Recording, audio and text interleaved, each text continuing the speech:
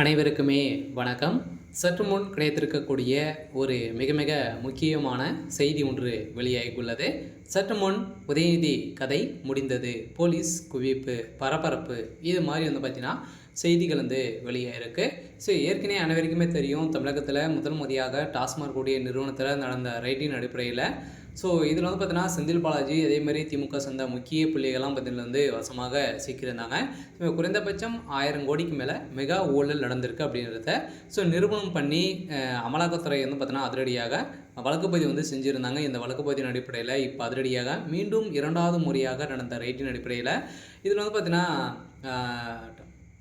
டாஸ்மாக் நிறுவனத்தில் மேலாளராக இருந்த விசாகன் அவர்களும் அதேமாதிரி உதயநிதியுடைய நண்பர்கள் அனைவருமே பார்த்தீங்கன்னா இந்த வழக்கில் வசமாக சிக்கியிருந்தாங்க, கைது செய்யப்பட்டு இருந்தாங்க.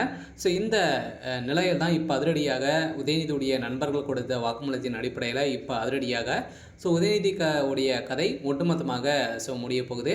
இதை பற்றி இந்த வீடியோவில் நம்ம முழுமையாக பார்க்கலாம். அதுக்கு முன்னாடி நம்ம சேனலுக்கு இப்போ தான் நீங்கள் முதல் முறையாக வந்திருக்கீங்க அப்படின்னா மறக்காமல் நம்மளுடைய சேனலை சப்ஸ்கிரைப் பண்ணி சப்போர்ட் பண்ணுங்கள். வாங்க வீடியோக்குள்ளே போகலாம். பார்த்தீங்கன்னா உதயநிதி ஸ்டாலின் அவர்கள் பார்த்தீங்கன்னா இப்போ துணை முதல்வராக இருக்கார். வருகின்ற சட்டமன்ற தேர்தலுக்காக பார்த்தீங்கன்னா திமுகவுடைய அரசு மீது நிறைய புகார்கள் எழுந்திருக்கக்கூடிய நிலையில் இந்த புகாரின் அடிப்படையில் இப்போ டாஸ்மாக் நிறுவனத்தில் நடந்த ரைடின் அடிப்படையில் இப்போ பார்த்தீங்கன்னா அதிரடியாக உதயநிதி மீது தான் இந்த வழக்குகள் மொத்தமே பாய்ந்திருக்கு.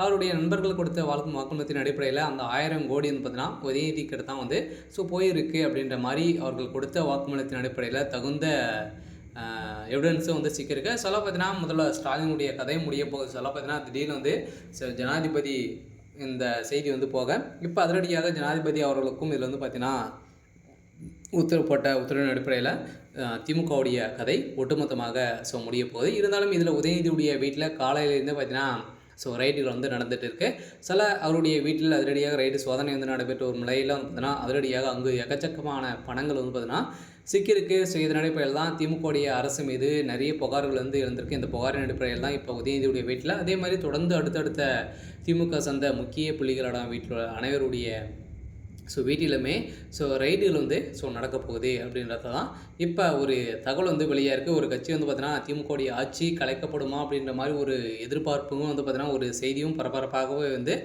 பேசப்பட்டு வந்திருக்கு. பார்த்தீங்கன்னா திமுக செய்யக்கூடிய அனைத்து ஊழல் பட்டியலும் பார்த்தீங்கன்னா இப்போ வெளிப்படையாக அண்ணாமலை அவர்கள் வெளியிட்ட சம்பவத்தின் அடிப்படையில் தான் இப்போ அதிரடியாக திமுகவில் ஒரு களைக்கட்டி வந்திருக்கு.